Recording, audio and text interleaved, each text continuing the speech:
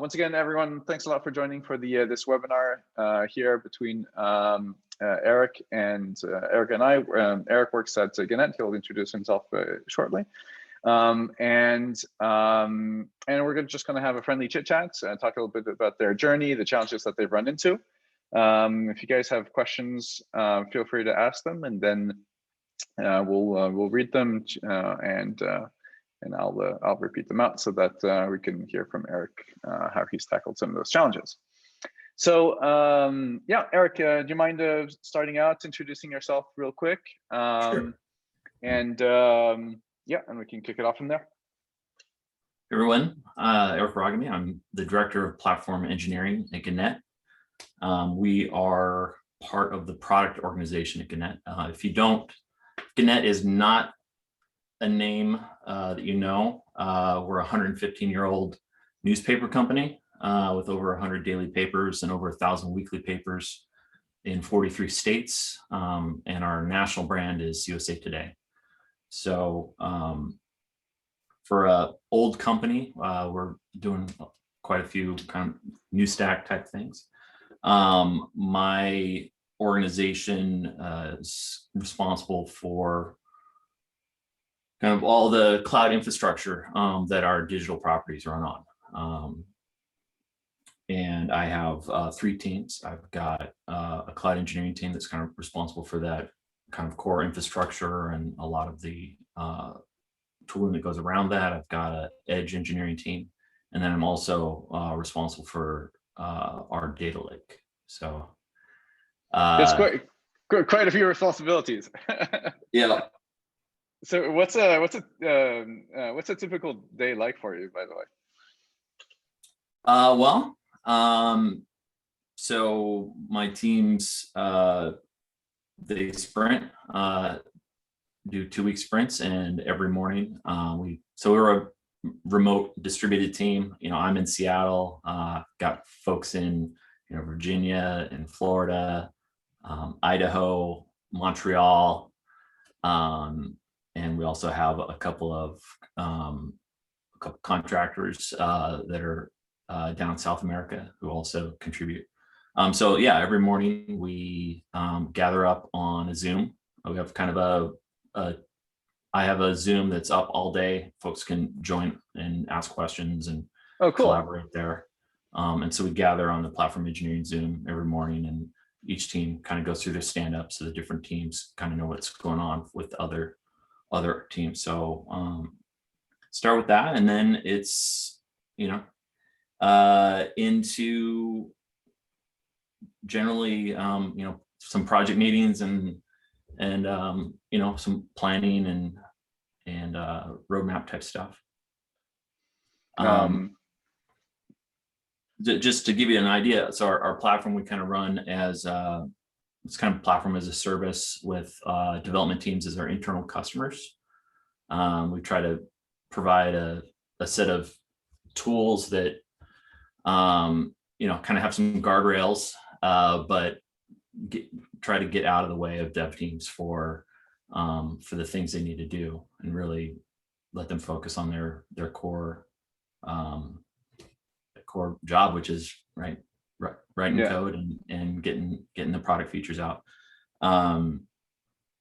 That said, teams operate are on call, right? They have the pager for their own stuff. So it's so you're not firefighting all the time. Right. So we try to provide a stable platform for teams to do what they need to do, and kind of have all those bells and whistles wired in. So is all of these teams, do they all use Terraform? Or are they all is Terraform part of their or like just infrastructure part of their responsibilities, or? Yeah, well, I'll catch that a bit. So just give you a little bit of an idea of our stack. So we're in AWS and GCP, but at this point we're primarily in GCP and Google Cloud. And like I said, we have observability, DNS, CDN, which we use Fastly. My organization is responsible for cost management. secrets management, CI/CD, a bunch of things. So there are teams.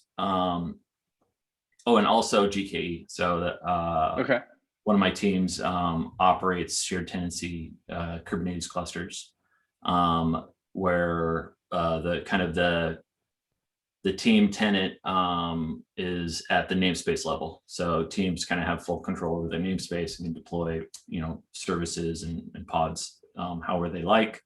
Mostly that's through GitHub Actions.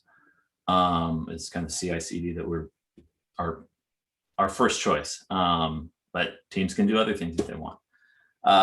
So that said, like if all a team needs is a Kubernetes namespace and to run some stateless apps, then they probably don't need to do any Terraform.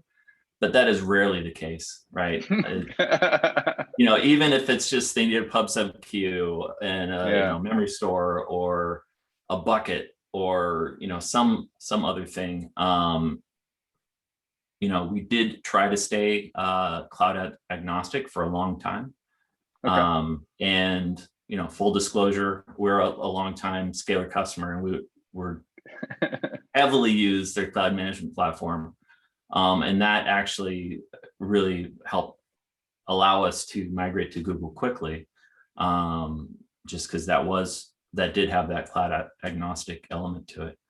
But now, right, we're in Kubernetes, and then like anything else I wanted in a cloud managed platform, Cloud SQL, not running, MySQL on VMs and memory store, pub sub, instead of RabbitMQ or whatever else folks were using beforehand. So for all those other things, and then the whole host of services that Google just continues to churn out, it's hard to keep up. Like, logging into the console is like, oh, what's this new thing? So that is. So anytime anybody needs like the one more thing, or they need their own project essentially, where they have some resources, and we try to do least privilege, right, from a security standpoint. So, so teams get onboarded into Scalar Terraform, and we have OPA policies in place. These are the things that you're allowed to do yourself, and then if they need something else, or it's mostly like you can't do your own IAM or like privilege escalation and things like that. And we also kind of hold the keys on networking, right? Because like IP space is a bit of a finite resource.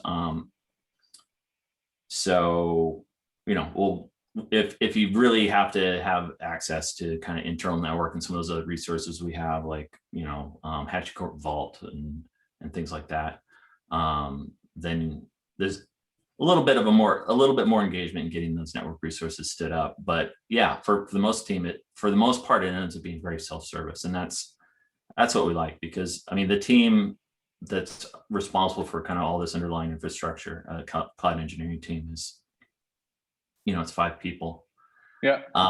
And before, it's to kind of roll back to kind of our journey, right? As we were migrating to Google, right? That we're like, okay, well, what's Google's cloud formation? This is like pre-Terraform. And we're like, oh, it looks like they have this thing called Deployment Manager. So we tried that for like just a hot minute, and it was not friendly, and not right. It wasn't easy to like update or maintain and all that. So that was really what drove us to Terraform in the beginning. And we had been managing all of our Google infrastructure through this Terraform pipeline we built using Concourse and open source Terraform, and it quickly became a bottleneck within the organization, because so it's owned by one team who, and only that team had merge, like PR, it had to be reviewed by this cloud engineering team, and then merged and shepherd the PR through the pipeline and make sure everything's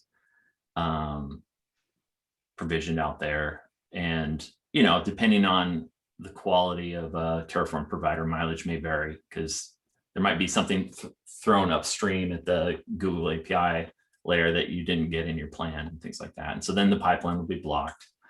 And it's just this it felt like 80% of the walk-up work for that team was around folks needing new resources, right?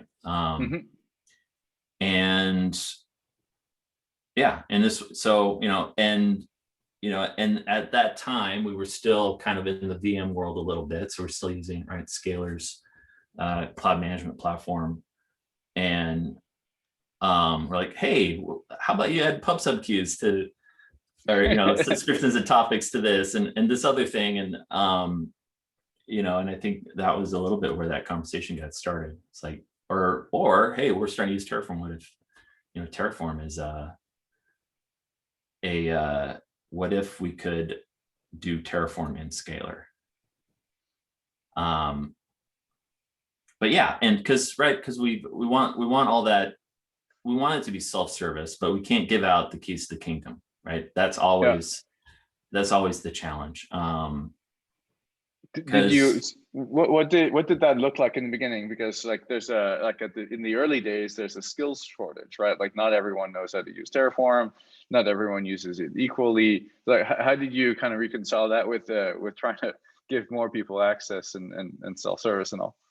Well, we have there's a lot of great examples out there, and we do, when we bring in a team, we do a little bit of an onboarding and kind of give them some a little bit of training and whatnot. But the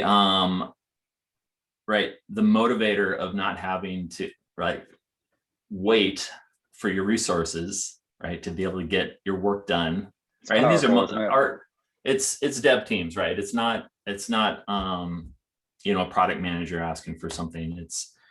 It's folks who already know how to code software and are familiar. These same folks are probably writing Helm charts or Kubernetes manifests and things like that. So it's a somewhat educated crowd. There are some teams that need a little more handholding, but for the most part, it's very empowering for teams to be able to just it's like, oh, I want to use this provider and be able to just use it. I mean, we have we are using OPA policies for we have a list of services. We have an allow list. We've decided to go that route, even if somebody wants something new, right? It's one pull request to add it to our list of APIs that are allowed for OPA. So that's a really that gave us the kind of the peace of mind to be able to open it up, right? To have those policies in place. There are very few services that we don't allow folks to provision. I think of kind of the cloud service ones, Spanner is one of the only ones, because it is expensive, and usually folks don't need it. So it's like it's like the when you look at a vendor website and there's the basic, the pro, and then the enterprise, and it says contact us. So that's kind of our contact us service, and there like I said, networking, some other things. But we're even in that space, we are looking at how can we streamline some of that, because there are some services that folks want to use a lot, like memory store, that require a very small CIDR block within the network. And so we're looking at IPAM solutions, and how can we run that dynamically and automatically get the next block, one of these small blocks, available for use. So just trying to, again, automate and streamline as much as possible.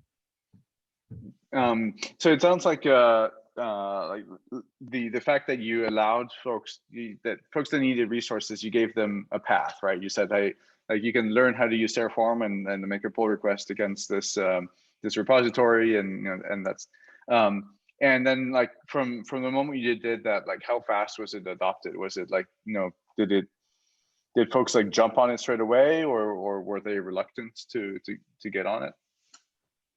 Well, in some ways, folks were already using Terraform in this big mono repo we had Okay. in this old pipeline. And so we had when we got into your beta and started kicking the tires, our first order of business was let's migrate all of those state files over to individual environments in Scalar, and then we did that, and then we onboarded teams to the resources that we identified that were theirs. And so we, in some ways, we do still have some kind of net new teams that come to us for needs or getting onboarded. Like, so my organization is part of, so we're in the product organization and primarily on the consumer product side, but Gannett also has a digital marketing services side under the Local IQ brand that have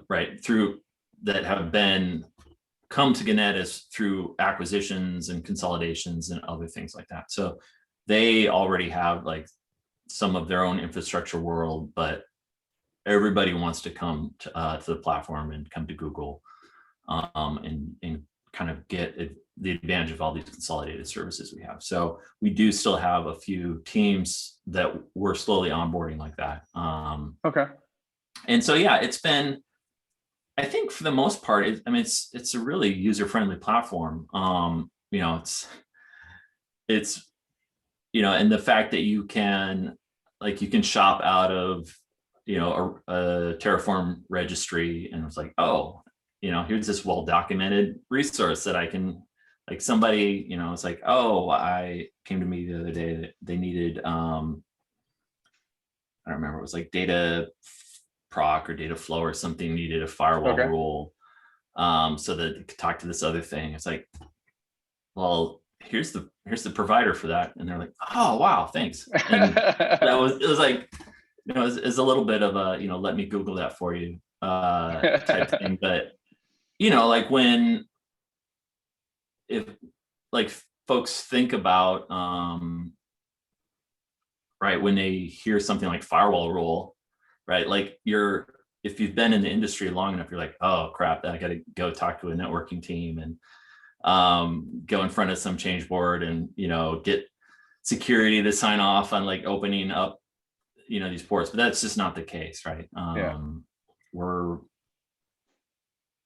That stuff does still happen at Gannett in another part of the company, right? All right, so we still have enterprise IT and we still have data centers and all that, but my world is cloud centric, and there are very few for a very limited port range and things like that. Like, sure, yeah, go ahead and go do it. Yeah. So as you like, it's obviously when you're starting out, it's a little bit easier because there are a few people, but then as more and more folks across the organization adopt Terraform, like collaboration becomes tricky. So as you think about like the different phases of going from just you and a small team to the organization, as you think about those different phases, what are some of like the challenges you ran into, like chronologically, and what did you guys do to solve some of them? Yeah, I think so. Within our, I think the biggest challenge, our whole life cycle of Terraform. Like even before we started using Scalar for Terraform, was probably, in general, I don't feel like HashiCorp is like kind of adheres to like the the semver backwards compatibility, rollouts. Like there's, and it's not just in like Terraform, like we've seen that. We've used HashiCorp Vault, we use Console, and there are for sure times when they release code that breaks stuff. And it just isn't backwards compatible, right? It's like, oh, well, we're doing that this way now, and you have to change everything as part of this upgrade. So going to Terraform 12 was one of those. Like we essentially had to go through all of our Terraform resources and reformat them, and change how we did some code blocks and some other things. And so that was a major.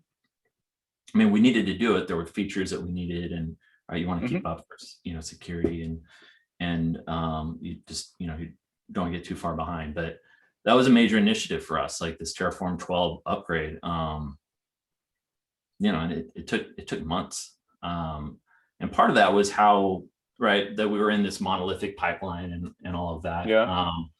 We don't have, if that happens again, or now that we're on a Scalar, we have a lot more flexibility because you can, choose which Terraform version you're going to use for these different resources and all of that. So, part of it's just a maturity thing. Having a workflow and a tool and a pipeline that can support multiple versions is, that's kind of the grown-up way of doing things, right? Yeah. But, well, you must be pretty happy that 1.0 is finally out. Yeah, there was a lot said around that release, and that this is now kind of the long-term support, and changes will be handled differently and stuff. That was good news for sure. But yeah, I think for us, the interesting part of now that kind of where we are from now, like looking forward, thinking about other, right? So kind of the cloud resources are kind of like the table stakes for Terraform, right? That's the kind of the bread and butter, but we have a lot of other things that are also that we've used Terraform for in the past, like Vault ACL policies. Yeah. And right, so we run HashiCorp Vault, and having but right, it's we run it ourselves, and it's on internal IP space, and so now we have private runners. We have access to that, and we can use that use Scalar for managing our ACL policies, or our console ACL policies, or any number of things. You mentioned you mentioned least privilege and all that. Like, are you guys subject to a lot of compliance? Is that something that you guys have to? I see a big smile. So yeah, well, I mean, thankfully not HIPAA, but I was in a meeting this week for kind of our yearly SOX audit stuff. Okay. Because we are publicly traded, so that's for sure one of the ones. That's the Sarbanes-Oxley. Sarbanes-Oxley. And so yes, and it's interesting.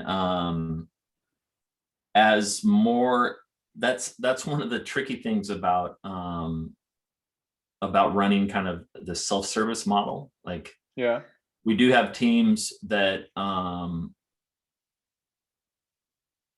like they're right. So we take subscriptions, right? We have subscribers for both our digital and our print media.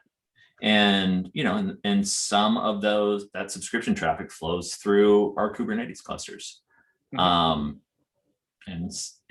credit cards get taken. And so really, like, understanding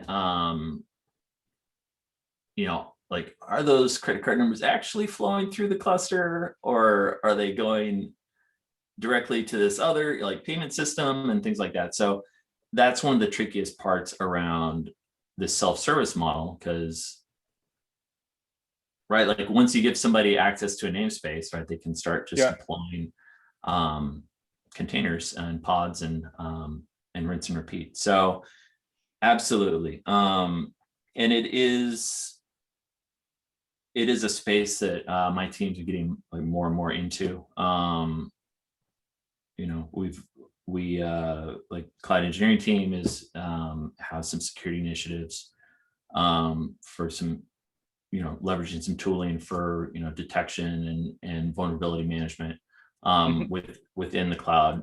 And then also on my edge team, like, you know, managing, you know, web application firewalls at the CDN is something. But yeah, for sure, like the audit, I think it's just going to be more and more, you know, and then I've, you know, like we have cybersecurity, you know, insurance, and that's all through our IT organization. Like there's a lot of, you know, that's most of it's more for, it's like, oh, this person got phished or whatever, you know, and, you know, they clicked on something in their email they weren't supposed to, right? Like products like SentinelOne and like this email, you know, filter thing.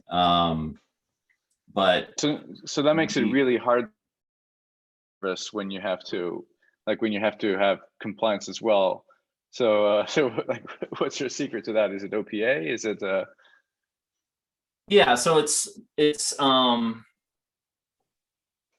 part of it is, so OPA helps a lot. The other piece is the fact that we're not giving out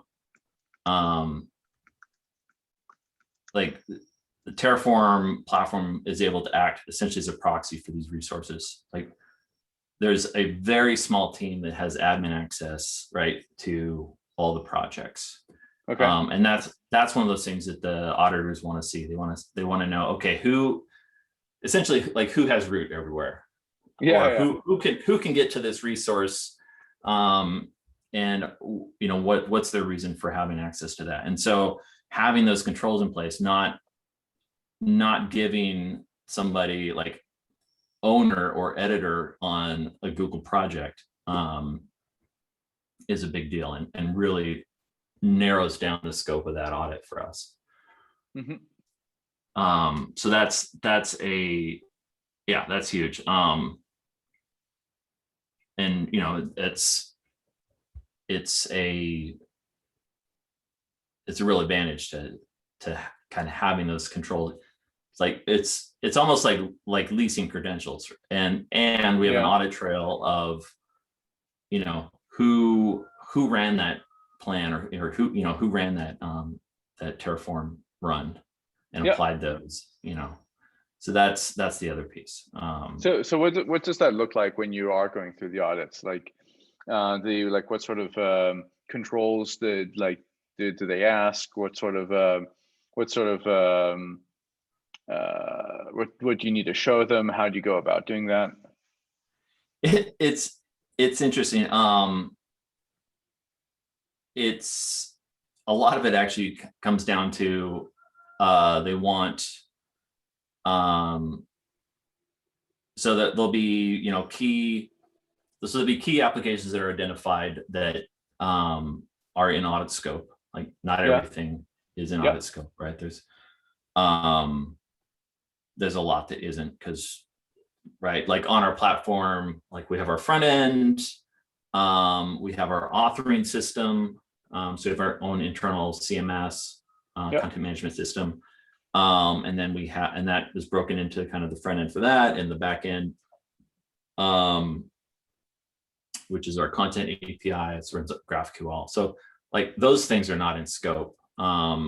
It's really just like these little subscription pieces, like the pieces that are handling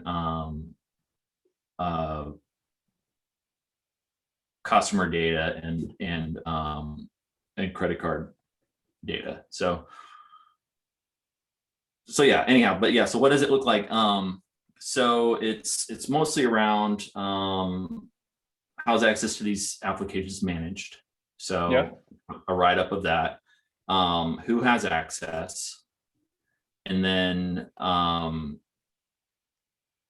and that is kind of like the full stack list, like developers and who has access to what points in the system. And then the artifacts actually are often what auditors prefer is like a screenshot of like, here's the people.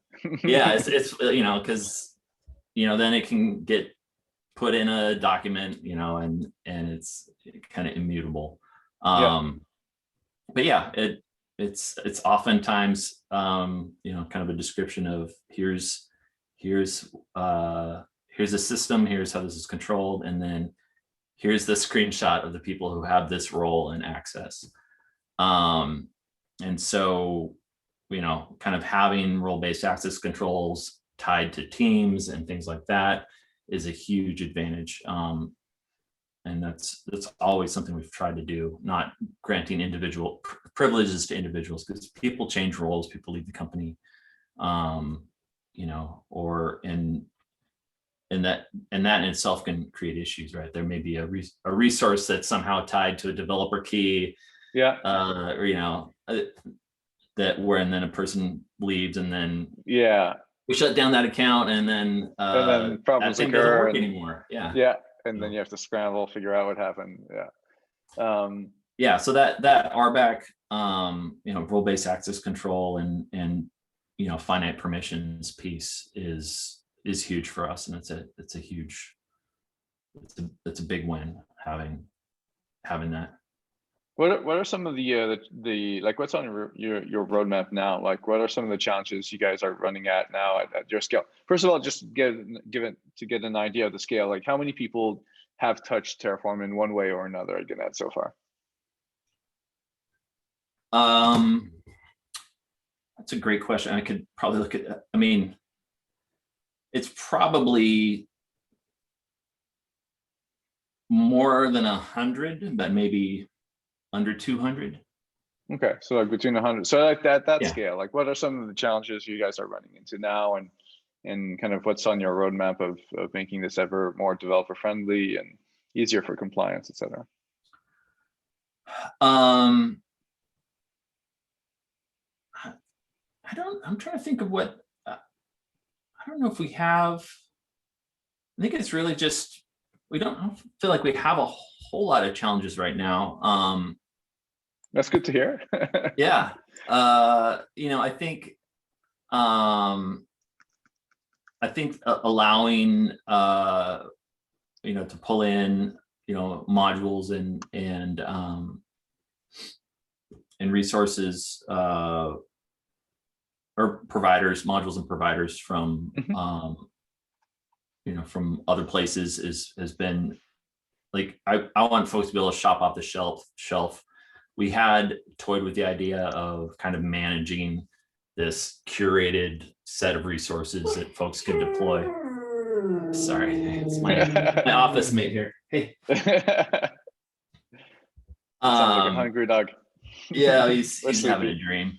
He's got his dog bed there. Anyhow, but like, it's hard to keep up with, kind of the upstream providers, and so it's really is like best for us to let people kind of shop off the shelf, and then the other thing is just getting control of more and more things.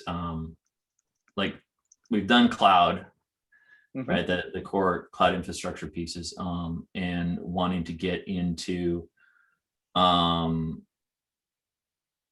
other things, like what about like creating monitors and alerts, right, through Terraform, when you create these resources. Like you should, you've got a PubSub queue, that's your deploying production, you should probably also do this, set up some kind of threshold alert for monitoring it. So having it kind of be the soup to nuts, full circle piece, right? All the not just the infrastructure, but all of the supporting pieces. like I said, we also use Terraform for managing our VCL at Fastly. And that's a possibility for one of the things we go to next. And then also we're starting to look at computed edge there. So how are we going to deploy that? Right? And then how do we test that? And all of these pieces. So having kind of a common pipeline for managing changes in your infrastructure is a very powerful pattern. And our infrastructure isn't just it's not just compute and cloud services. It's all these other observability pieces and other things we use NS1 and and so we migrated a bunch of DNS records over to NS1 from legacy DNS servers and other places. And we managed when we migrated our RBAC for that, we used Terraform for that. But now they have a feature where you can do record level controls for RBAC on it. So we could say, oh, you need this subdomain and you need to change where it points. Instead of having a ticket for that, how about you just go and update your Terraform for it and be done. So those sorts of things, again, driving more and more control down into the groups with, but in a managed, audited way. Yeah.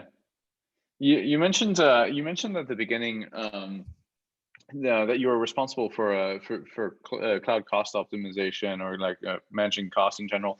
How have you found that to be by using Terraform? Has it gotten easier or harder? Without necessarily talking about cost estimation or anything of that like that. Do you have any advice or tips for folks that are starting their journey?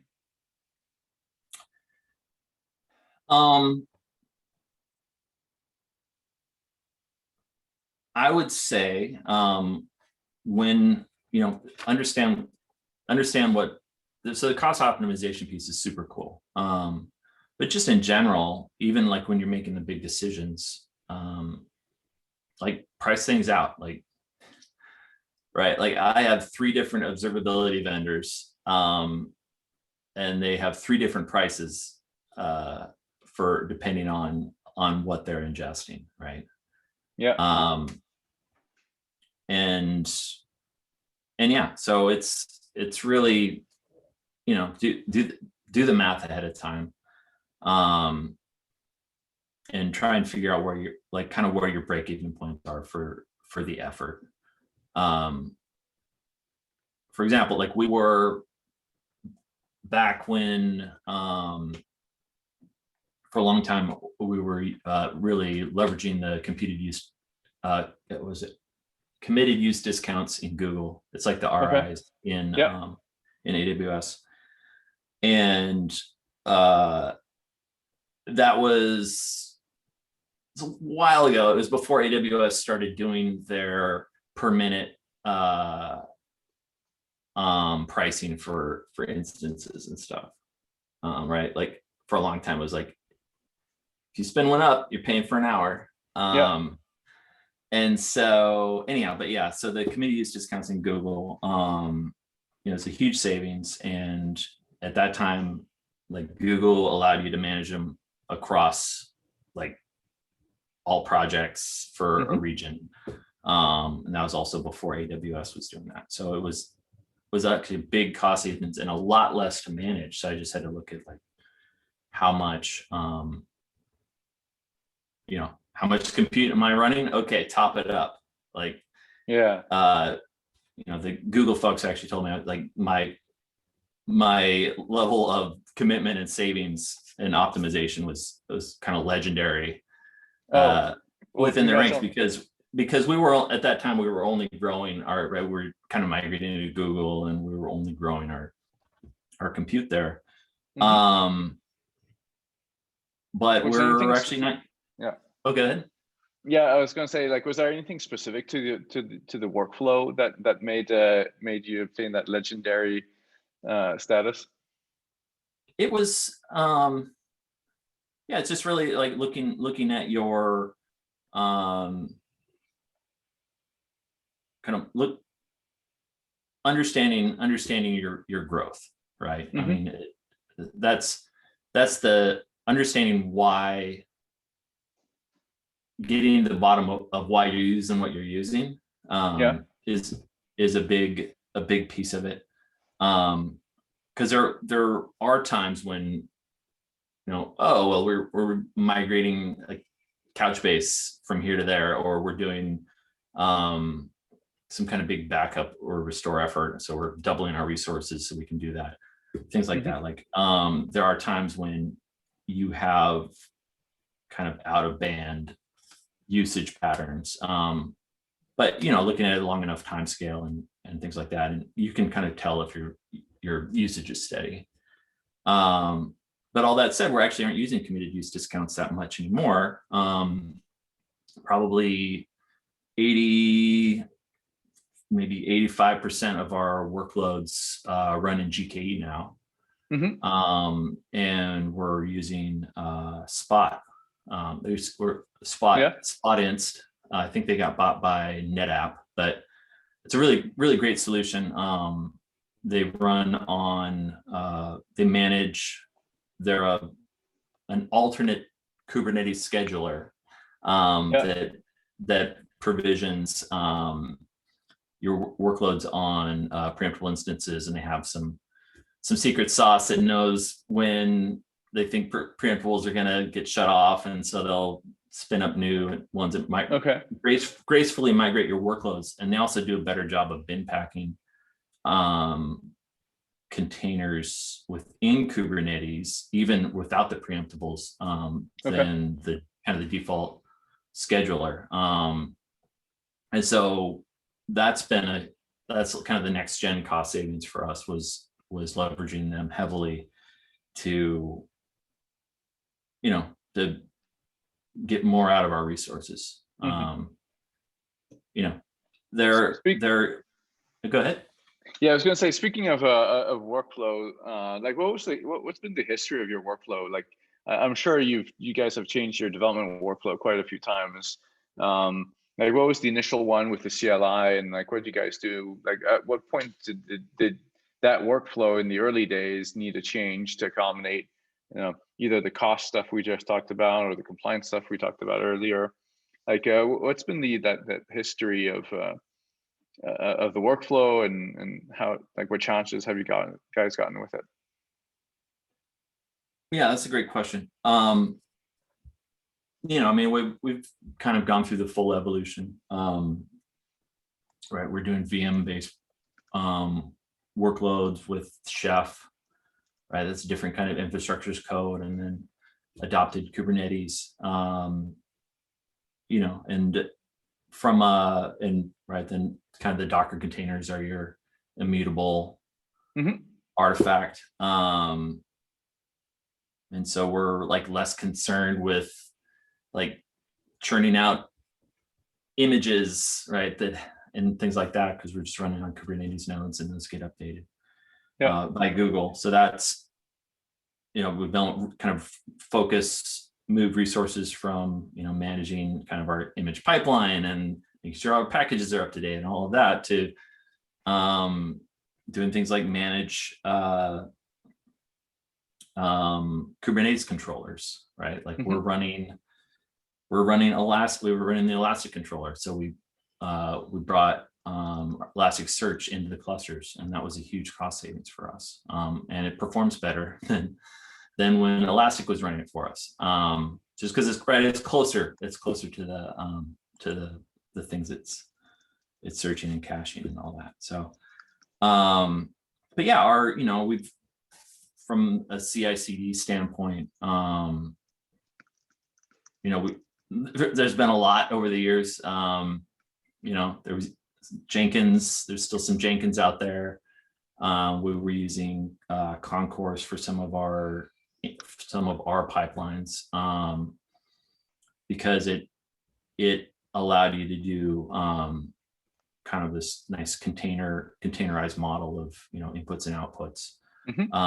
But now we're using GitHub Actions, and that's been a huge, that's another kind of democratization thing, where it's like the team that was managing all these Jenkins servers, we're trying to get out of that business. Jenkins is a little long in the tooth, and it's dependency management for all the plugins, right? That oh my God, are really what makes it work right is a nightmare. And trying to, right, we're running Jenkins in Kubernetes and trying to do upgrades and manage packages, or manage the plugins and everything. It's a bit of a nightmare. It is nice, like we spin up workers very quickly and spin them down, and right, that's a cost management thing, right? Not having these workers up for long periods of time, and we're able to leverage the same kind of economies of scale that we have in Kubernetes. But GitHub Actions has been great, and that was one of our big initiatives. We're really trying to get rid of old systems and dependencies, kind of get that long tail of old cruft infrastructure deprecated this year, just so we can run faster. So like, if you what does it look like if somebody just joins the company tomorrow and wants to provision some infrastructure? Like, how does the entire workflow start? Like, it starts with a pull request, it starts with something else, like Well, first, I guess it would start with a ticket, a Jira ticket, and then it kind of say what they need. Second, we would tell them, if you don't have a team yet, go get a team. Like, so our access management goes through Okta, and Okta, and we have some automatic provisioning of teams and membership from kind of our enterprise Active Directory system through into Google. So,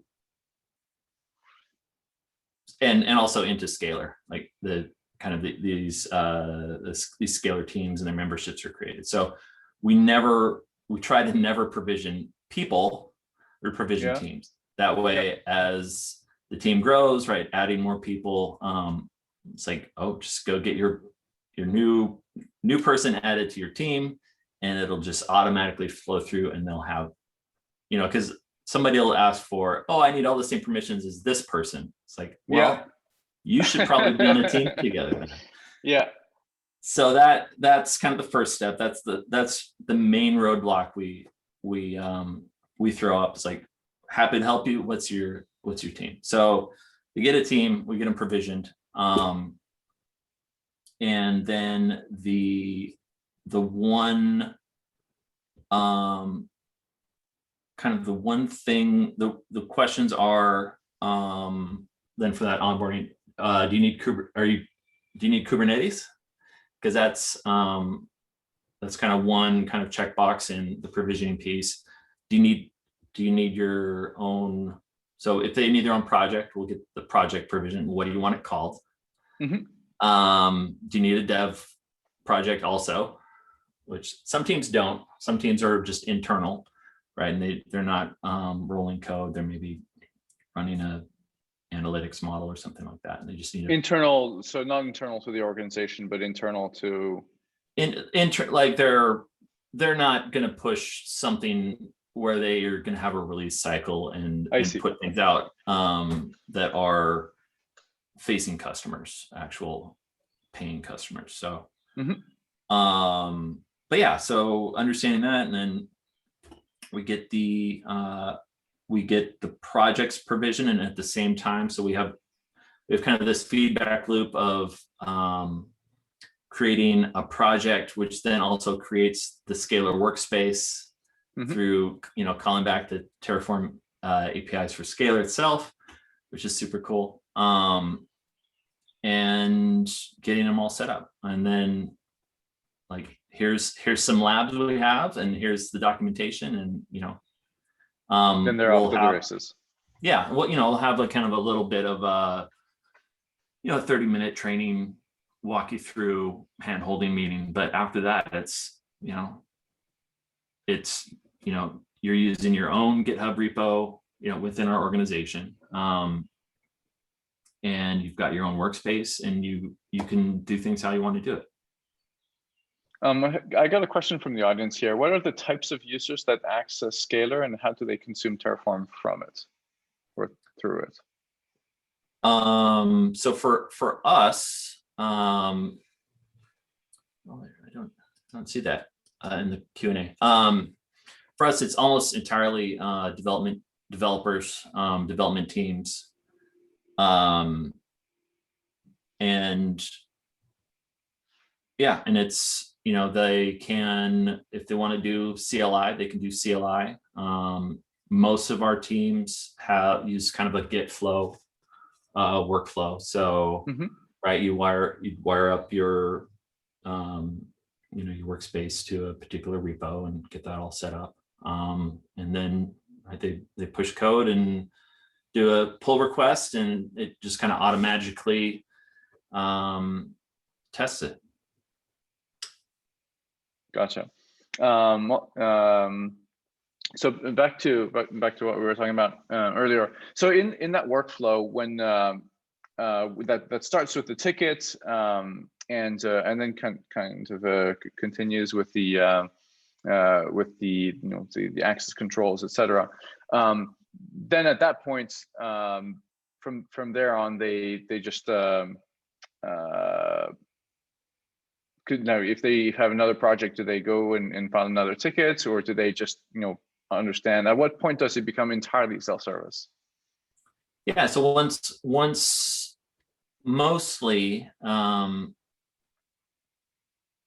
so much like we have that kind of demarcation of namespace as kind of the team, and within Kubernetes, teams also get kind of their own Google project provision. Some teams have more. Maybe they have like one, maybe it's a larger team that's got a couple different things, and maybe only half the team's working on something. And so there may be teams that have more than kind of one set of production staging development projects that we've built out for them.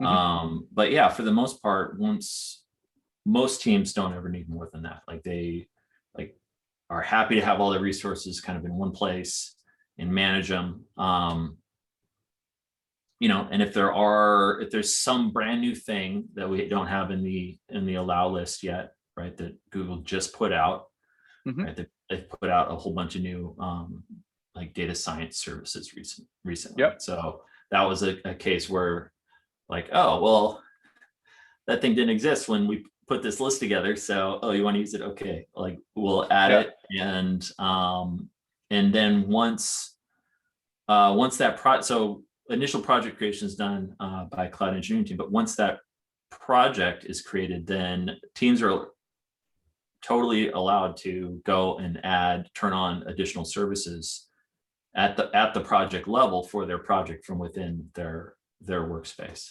or within their, I guess it's environment, within their Scalar environment. And they do. In fact, it was funny. I had one of my peers, another director, wanted to like, how are trying to figure some stuff out. I think it was maybe like late on a Friday or over the weekend, and I'm just gonna go see if I can. He wanted to create a sandbox or he wanted to turn on some stuff, and he wasn't able to. Like he just went in the console and I was like, it looks like I need owner for that. It's like, no, you can do that. Here's the list, and you just go in. So there was a little bit of education there, but it was funny though, because our OPA, he was trying to grant himself owner in the project, so that he could go and push a button in the console. in order to, try out this new service, or even, it wasn't even a new service. So, but our OPA policies caught him because you're not allowed to do privilege escalation and provision primitive roles. But then I pointed out to him, like, oh, well, yeah, you don't have that service turned on, but you can go and turn that on yourself because here's the policy for it. So, but it was kind of a funny thing. It's like, hey, you caught me. Like, kind of like when you're root in Linux and you can take you can take away permissions from yourself, but you can grant them back to yourself as well. We have another question from the audience as well. How do you go about managing a shared Terraform state file in a self-service world? That's a great question. So we divide up, we have one environment per Google project. And then within that, teams can decide, do they want to kind of run one big state file for all the resources in that project, or do they want to have break them up into multiple state files? So that's is tied kind of one-to-one to the Scalar workspace. And so that that project level demarcation is how we do it. We do have a few projects, like these kind of old legacy projects that folks are mostly not in, that were multi-tenant, but we have less and less of that. And those are kind of managed by a central team. And for the most part, folks don't want to be in there anymore because it's the kind of the old way of doing things where you have to go in and ask permission for this thing. So I don't think we actually have a whole lot of requests that come through like that. Like, folks are happy to have their own projects, which then are their own environments in Scalar, and then they can, it's like, oh, this is going to be my thing for this. Sometimes folks group their resources by a particular kind of service or product they're deploying together, or some folks do almost like a workspace per each resource, and then some do kind of the big monster state file. It's really up to how the teams want to manage their Terraform. It's flexible. If there's a follow-on question to that one, go ahead and post it. But otherwise, so what's like? And I just noticed we're at the hour. But quick last question: what's still keeping you up at night? Like, is there anything that's still stressful about the setup, or anything that's brittle that needs to be like a process that needs to be improved? Not in. I mean, the stuff that keeps me up at night is the old stuff. The stuff that we're not managing this way. Right? I mean, because it's the long tail of old systems and dependencies. Like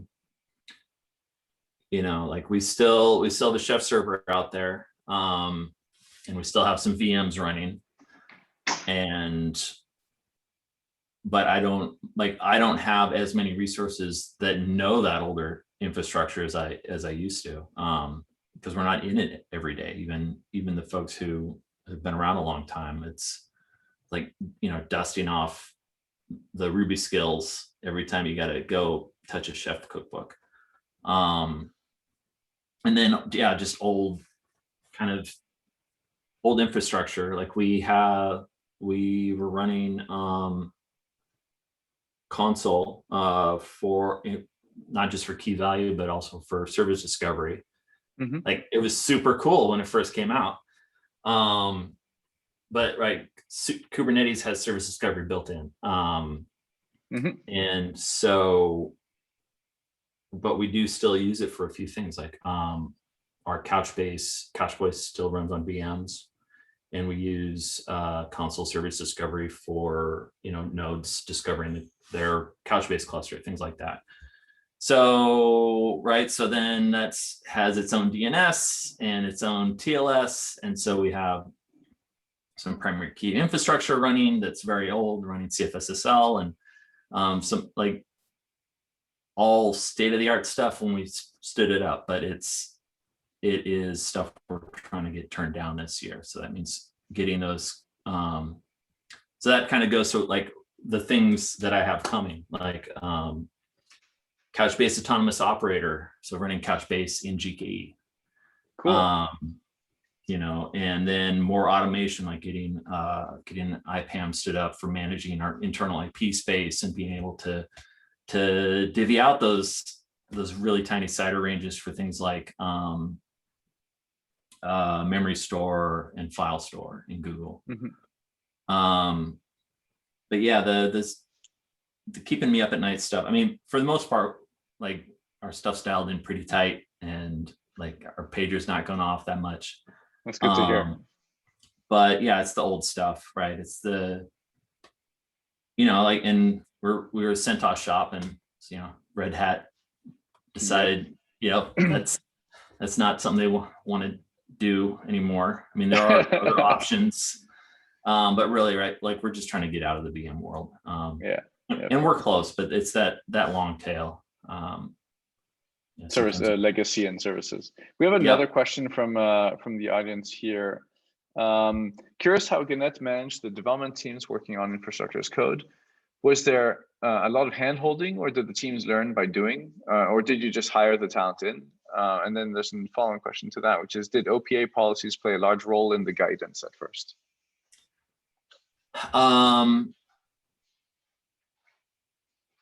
Maybe I'll talk about kind of how we rolled it out a little bit. So we did our kind of our migration from our legacy pipeline of using, you know, this mono repo in GitHub and console, and, you know, some scripts and, you know, handcrafted, you know,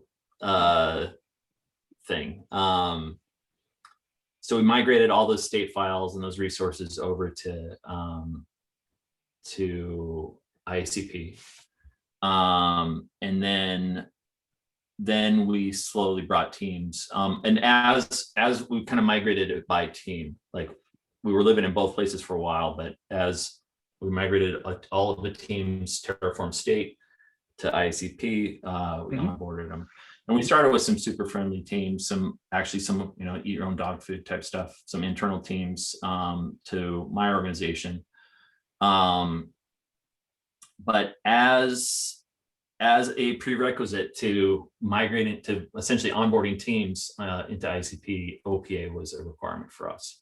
We weren't going to let folks loose without having those policies in place. And some of that's just around, like, we wanted to be able to have kind of essentially the Terraform service account not have to manage the permissions of that in a controlled way. So it's essentially that service account's owner in the project, but we have the controls in place for what you can do with it in OPA. And so we had the OPA policies in place.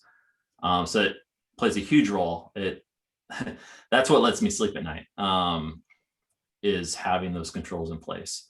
And then there's some hand-holding. Different teams, right? Different teams have different skill sets. And there are some teams where Terraform's pretty new, but being able to, right, have these kind of pre-built modules and things where it's like, oh, that will do all the things I want, and it kind of has some best practice built in. I just need to populate these 3 variables and go from there. So it's really, there's some handholding, but it's mostly around teaching folks the ecosystem. Right, and it's pretty friendly for the most part. I mean, OPA is not as friendly, like Rego or Rego is not a favorite of the team. It's a much greater investment to get that up and going. Yeah, but it's super powerful. And once you kind of have your policies in place and have really done the hard thinking about what you want to enforce, that's almost the harder piece, is like, well, what is it we care about? What are the guardrails that we want to put in place? And what do we not care about? Yeah, and a lot of that, I assume, starts with like a problem that you run into, or an audit that fails, or something like that, that you end up solving through the addition of additional controls and stuff like that. Yeah, I mean, we tried to have at least some broad strokes in place before we brought people into the environment. It's a lot easier to have those there than to try to walk back access. Yeah. That is, once somebody has a certain level of access, and like trying to take it away is not easy. It's a very it's a political thing, and it ends up being a delicate conversation. Yeah, it's psychological too, right? Like having something taken away from you is worse than being granted. So we're definitely past the top of the hour. Eric, do you have any parting thoughts or anything that you think the folks in the audience should know as they go on their journey? Sounds like those investments in OPA were hard, but pay off as well. Anything along those lines, perhaps? Yeah, and as the community grows, there's a lot of examples out there as well. You don't necessarily have to go it alone. Ask questions in the Slack, the community Slack, or the forums or whatever. And then so OPA for sure. Figure out what you care about. And then the other piece is thinking about not just the infrastructure, but all the other, like, kind of the cloud of services that around the infrastructure, the observability pieces, alerting, monitoring, and other, secrets management, all those other pieces, right? The Terraform works for those too. So it's not just the infrastructure, but all you can use it kind of for almost setting up this kind of whole flow. And think about what if you want to set best practice in an organization, it's a great, like, having some labs, some kind of, like, we use Confluence, and we have a platform labs section where folks can go and see, well, this is how I set up this thing. And so having that kind of that getting started, or having some best practice, because people want to do the right thing, as long as you make it easy for them. It's a whole bunch of weird behaviors happen when the right thing is 10 times more efforts. Yes. Then it's I got to get my job done, right? So like a little bit of documentation and training, I think goes a long way. Any resources that you recommend, like any communities, so whether there's Slack communities or Stack Overflow, some subreddits? Are there any communities that you guys turn to that you recommend to as a parting thought? Well, there's a Scalar community, .slack.com. True enough. But I think that's mostly it. The other piece is just vendor by vendor. I engage almost weekly or bi-weekly with most of my vendors, and if they don't have Terraform support, push them on it, because it really is, it's kind of the common Swiss Army knife now for these sorts of things. So like I said, like NS1 supports it, Fastly supports it, New Relic, and then obviously cloud vendors. So it's nice to have one tool that you can use for kind of all those different pieces. Yep. Well, Erik, thanks a lot for the time. This was a super fun conversation. If there's anybody in the audience that had a question but didn't get the chance to send it over, I'm at Sebastian@Scalar.com. You can just send it to me, and then I'll follow up. But other than that, thanks a lot, Erik, again, and I'll catch you online. All right. Thanks, Sebastian. See you. Cheers.